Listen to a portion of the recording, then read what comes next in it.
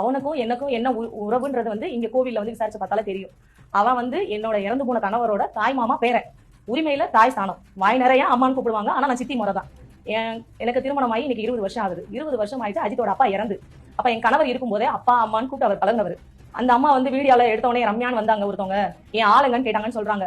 ஸ்டேஷன்லயே என் பையன் தான் சார் இங்க இருக்கான்னு சொல்லி தான் நான் போனேன். இப்ப இவங்க வந்து மோசடி வழக்கா பேசுறவங்க ஒரு தாய்மை இவ்வளவு தூரம் பேசுறது ஏற்றுக்கொள்ள முடியாதது.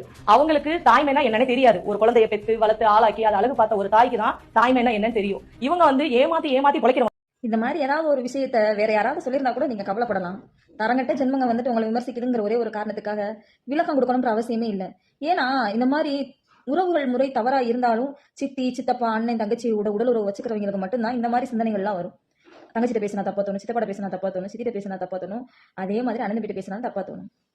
இதுல திருத்த முடியாது. ஏன்னா இது நீங்க சொன்ன மாதிரி தாய்மைன்ற ஒரு விஷயமே தெரியாம பல பேர்களோட கள்ள உறவுகள்ல இருந்து வர்றவங்க. அப்படி இருக்கும் பொழுது இதுகளுக்கு வாழ்க்கைனால என்னன்னு தெரியாது.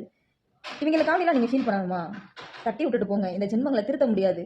கண்டிப்பா அந்த கேஸ்ல அவ கண்டிப்பா ஏதாவது ஒரு பிரச்சனையை அனுபவிச்சு உள்ள போவோம். கண்டிப்பா போவான். அப்ப நீங்க சந்தோஷப்படும்.